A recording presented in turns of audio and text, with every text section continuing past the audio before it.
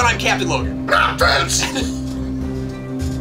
And it's time once again to recommend things. Vince, what do you recommend today? Today, I am recommending one of my favorite movies of all time. I don't know why it never occurred to me to recommend this before. Oh my god, I'm excited for you. You get to hear what I like.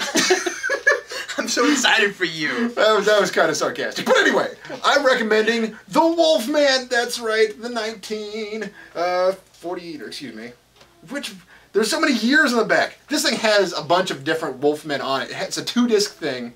And, of course, it has the Lon Chaney Jr. Wolfman. It has the Werewolf of London, Frankenstein meets the Wolfman, She-Wolf of London. So that's why I'm recommending this. Oh, okay, cool. You get multiple movies. It's fantastic. Oh my god, I love it so much. And I just find this idea of having to battle the beast within to be really cool. It jazzes me. I don't know why. I just think it's interesting. And I also think it's interesting because it's not like this person wants to change into this beast.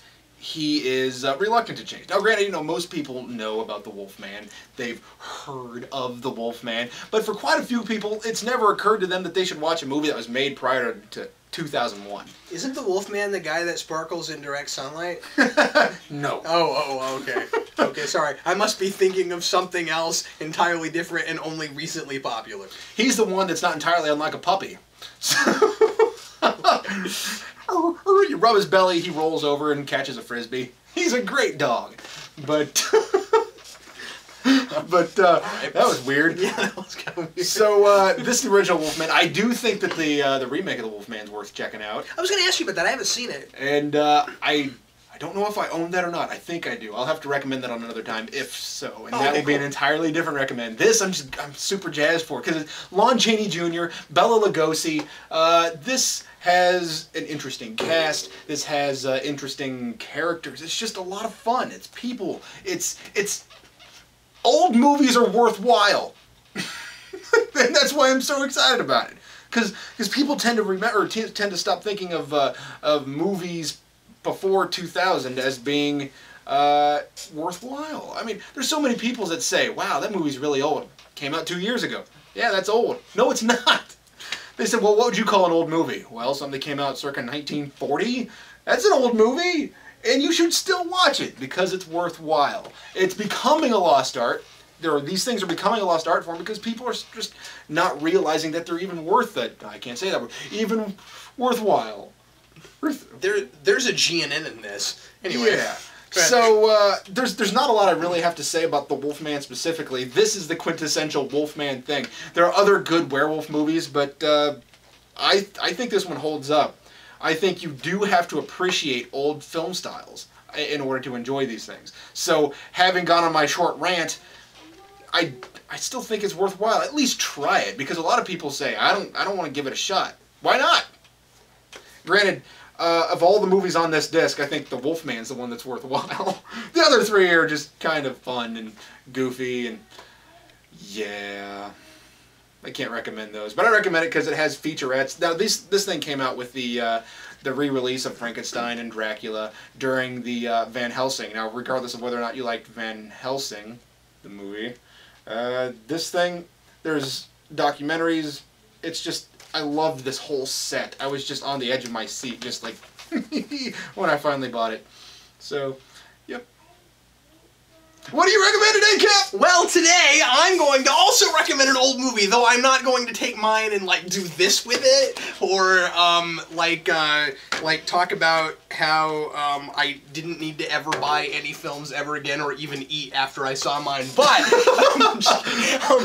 am perfectly sustained. And what's weird is I didn't pick this based on yours. I mean, I saw that you had a movie, but I didn't look at what it was. But I also picked a collection, and my collection is a set of Turner Classic Movies of science fiction films. I'm specifically recommending The Time Machine, but what's on here also is Soylent Green, Forbidden Planet, and 2001, which all are worth watching for different reasons. I love Soylent Green. I just, this is the thing that I have Time Machine on, and I wanted to talk about Time Machine because I watched it finally for the first time last week. I'd never seen it before. I still haven't seen it. You really should. It's very interesting. I couldn't believe I'd never seen it before, and I sat down and watched it, and now I know why a lot of people thought this was a lot better than the 2002 film, which was okay, but is a very different thing, and this was really faithful to the H.G. Wells novel, which has been a really long time since I've read that, and I'm not even sure I ever read it cover to cover. I know the basic premise of it, but doing some research,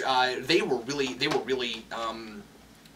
faithful to it, and the production value for the time is really great. I love what the time machine looks like. I actually use the time machine from this quite a bit on Pop Culture Yearbook. I really like the design of the time machine, and the guy who plays the main character is doing a really good job in this. Basically the whole idea is he just decides to time travel to the future because he wants to know. You know, he just wants to know what the future's like, and he's an inventor and he's figured out how to travel through time. And he has some friends over who don't believe him when he tells them that he can travel through time. Now, one of the things I really like about this is that because there haven't been a bazillion other time travel movies made before this, it really kind of goes into the theoretical ideas of what time travel would be like if it was real, and also just scientifically what exactly time travel is. A lot of the time, you know, when you see a time travel movie now, it's okay, there's time travel, let's go. And I thought that would slow this down too much, but it was actually a really interesting discussion that these men have at the beginning of this, where basically he has to like really take this down to the nuts and bolts of it to even like relay the concept of, I'm going to be talking to you about traveling through time. This is probably an idea you've never thought of before. And so he starts off by saying, asking one of the men to demonstrate for him the first 3 dimensions, and then he'll talk about the 4th. I really like that. So the effect of the time travel in this is really cool. What he does is he sits in his machine, and his machine is stationary. This is how it was done in the novel also. It's not a machine that moves around like we're accustomed to with something like Back to the Future. It moves through time, but not through through time, but not through space. And so what he can do is he sits in his time machine and he can pull a lever, and if he pushes it forward, it goes forward, and if he pulls it back, it goes back. And he's got a little odometer on his inside of the cabin of it that shows him how much time he's gone by and how much what year it is. And as he's doing that, you're seeing this kind of time lapse thing from varying angles of the room, and how like the room itself changes, the outside of it changes. They were smart to have his laboratory be in a room with a lot of windows, and I think it's even got like a glass ceiling so that you can see everything around it as it moves. One of the things I thought was really kind of hokey, though, is that he lives right across from... Oh, and by the way, it's of course set in the same period that H.G. Wells' novel is set, even though this was made in 61, 62? I forget. It's early 60s.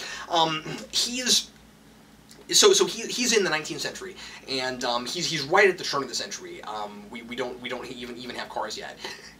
And that's one of the things that he actually has to deal with is learning what cars are and things like that. One of the liberties this takes, actually, which is kind of a cool one, is it gets it up to what present day was at this time, so that they could so that he could comment on how fashions change and how women are wearing less and things like that. I thought that was cool. One of the ways that they showcase that is by having him live across from this clothing store, and there's this mannequin that's in the clothing store, and the mannequin is always there. And he goes like 60, 70 years ahead, and the mannequin never leaves the very spot where it is in that store. And I found that hard to believe. But it was kind of cool to see the time-lapse thing of like the clothes changing, and you get this very subtle thing where he has like this line in his narration where it's like, maybe I'm going to like the future because the women are wearing less, and that's kind of fun. And then it of course, and I mean, I'm not even gonna spoil any of the third act for you, because I really think people should watch this and enjoy it for themselves. But he basically ends up having to go really far into the future and see the world kind of deteriorate because of war, and kind of see everything start over. And that's kind of what it's about. And it's very much about it's a very human story, and it's about people not wanting war, wanting peace, but then getting too lethargic because now that they have peace, they don't do anything to better themselves anymore. And that's kind of what it's about. So anyway, one of the really cool things about the time travel also is that there's a really good reason for why he must go that far ahead. It's also in the book. The idea is basically his house ends up not being there anymore, of course, and as time goes on, where his time machine is actually gets buried. And so he has to go forward enough to where the Earth has opened up again, and that's why he has to go so far, because his time machine gets buried underground. So I thought that was cool too. So anyway, just like with Vince's recommend, if you're afraid of old movies, this is a pretty accessible one and definitely worth watching. I think that both of ours really have that this week, where it's very much about go watch something because it's worth watching and don't be afraid of it being old. Older films, especially these really influential ones, although Time Machine is not talked about nearly as much as it ought to be, especially these really influential movies are worth watching also to get a sense of the history, to get kind of a historical perspective, see where things came from. Yeah, I feel like it's good to know where things were, to know how it evolved into where things are. I mean, not just from special effects, but what we consider to be narratively complex. Yeah, absolutely. And to see where subgenres have gone, and the changes in horror now versus what it was back then. The changes of how we do science fiction now versus what we did back then. I think you could even make you could even have a really interesting discussion about this kind of time travel versus like the time travel in Looper, which just came out a couple weeks ago and things like that. So this, by the by, a lot less gore, a lot more psychological trauma. Absolutely. Which is cool. Well, everybody, thanks a lot for watching. Next week, we'll recommend something else for you. I'm Captain Logan. And I'm Vince. See you next time.